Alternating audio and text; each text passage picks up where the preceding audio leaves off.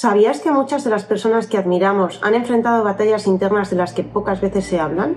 Por ejemplo, J.K. Rowling luchó contra la depresión durante la escritura de su primer libro. Esto es un recordatorio de que la depresión o la ansiedad pueden tocar la puerta de cualquier persona independientemente de su nivel de éxito. Pero, ¿qué ocurre cuando estas dos condiciones, ansiedad y depresión, se entrelazan? Hoy vamos a hablar sobre la relación que existe entre la ansiedad y la depresión, cómo identificar este ciclo y, lo más importante, cómo romperlo.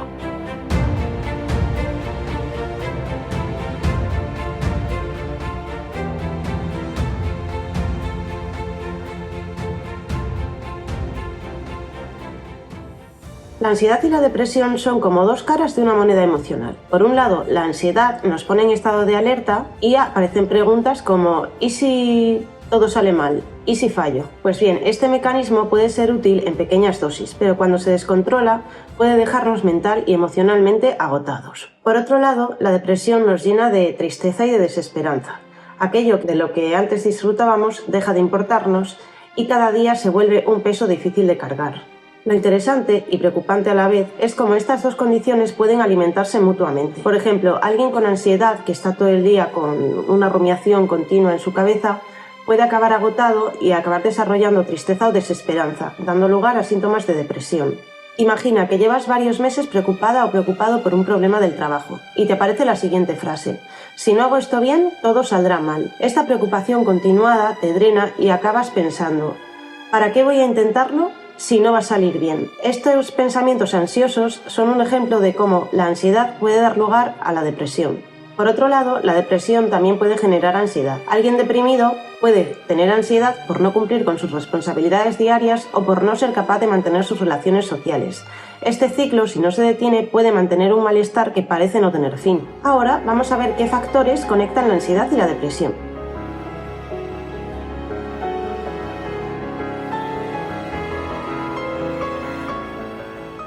Muchas veces la ansiedad y la depresión se tratan como trastornos o problemas diferentes, pero la verdad es que tienen en común ciertos patrones y ciertos factores. Identificar estos patrones y factores es algo muy importante para romper el ciclo. Así que ahora vamos a ver tres elementos comunes que comparten la ansiedad y la depresión, que son la rumiación con anticipación negativa, la evitación y el aislamiento y las distorsiones cognitivas. Empezamos con las distorsiones cognitivas, que son formas de interpretar la realidad de forma distorsionada, es decir, interpretamos la realidad de manera no objetiva. Pero cuando se encuentra uno en un ciclo de ansiedad o depresión, estas distorsiones cognitivas pueden parecer muy reales. Es como ver el mundo a través de un filtro que oscurece las soluciones y magnifica los problemas. Por ejemplo, en la ansiedad, imaginad que tenéis una reunión importante de trabajo y pensáis: si cometo un error, mi carrera se va a arruinar. Este tipo de pensamiento, llamado catastrofismo, hace que anticipemos el peor escenario posible, aunque no haya probabilidades reales de que ese peor escenario vaya a ocurrir. Y ahora pongamos un ejemplo relacionado con la depresión. Supongamos que habéis fallado en un proyecto y pensáis: he cometido un error, siempre cometo errores y nunca voy a ser bueno en esto. Este patrón de pensamiento llamado sobregeneralización hace que un error puntual lo convirtamos en una creencia absoluta negativa acerca de nosotros mismos. Ambas distorsiones cognitivas nos hacen sentir atrapados, sin salida, pero hay esperanza, y luego veremos cómo desafiar estos pensamientos y generar otros pensamientos más adaptativos, más racionales. Bien, vamos ahora con la evitación y el aislamiento. Y es que cuando algo nos produce ansiedad o malestar, tendemos a evitarlo. Es una forma natural de protegernos del malestar a corto plazo, pero este mecanismo tiene un precio. Por ejemplo, alguien que siente ansiedad social puede evitar reuniones sociales o eventos sociales por miedo a ser juzgada o juzgado. Esto a corto plazo puede generar alivio, pero a largo plazo refuerza la soledad y el aislamiento, que son condiciones que generan un caldo de cultivo para desarrollar depresión. Pensemos en esto. El aislamiento no solo produce falta de apoyo emocional, sino que también nos priva muchas veces de alegría y de esa motivación que encontramos en ciertas situaciones, ¿no? La ansiedad lleva a evitar, y evitar provoca depresión. Por tanto, es un ciclo que debemos romper enfrentándonos gradualmente, eso sí, a las situaciones que tememos. Y por último están la rumiación y la anticipación negativa. La rumiación es como ese disco rayado que está todo el rato en nuestra mente. En la ansiedad, esa rumiación se centra en el futuro y en anticipar todas las posibles catástrofes que podrían ocurrir. Nuestra mente se llena de ISIS, como una forma de afrontar la incertidumbre. En cambio, en la depresión, la rumiación se centra en el pasado. Nos centramos en esos errores o esos fallos que hemos cometido. Nos decimos, por ejemplo, ¿por qué hice eso? ¿Por qué todo lo hago mal? Estos pensamientos repetitivos, esa rumiación, no solo alimentan la ansiedad y la depresión, sino que también nos paralizan, haciendo que sea más difícil romper este ciclo. Aprender a parar esta rumiación implica, primero, observar nuestros pensamientos, luego cuestionarlos y después redirigir la atención hacia el momento presente. Las distorsiones cognitivas, la evitación, la rumiación y la anticipación negativa son factores comunes que comparten la ansiedad y la depresión, pero entender cómo funcionan es lo que nos da las herramientas para poder romper este ciclo, que es lo que vamos a hacer ahora. Ahora, por último, vamos a ver qué estrategias nos pueden ayudar a romper el ciclo de la ansiedad y la depresión.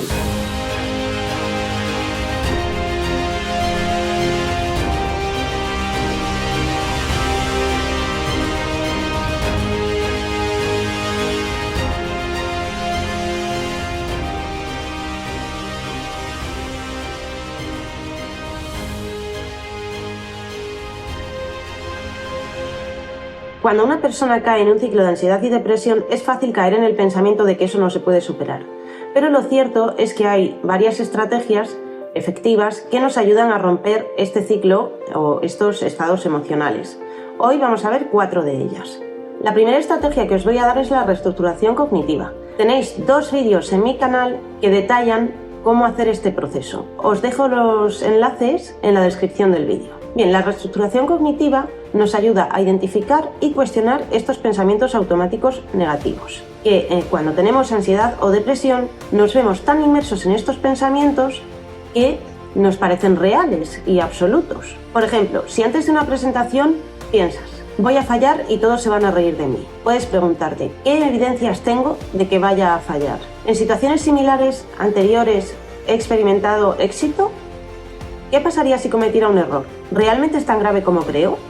Al cuestionar estos pensamientos, los reemplazamos con interpretaciones más equilibradas, lo que, aparte de reducir la ansiedad, previene el desarrollo de creencias depresivas.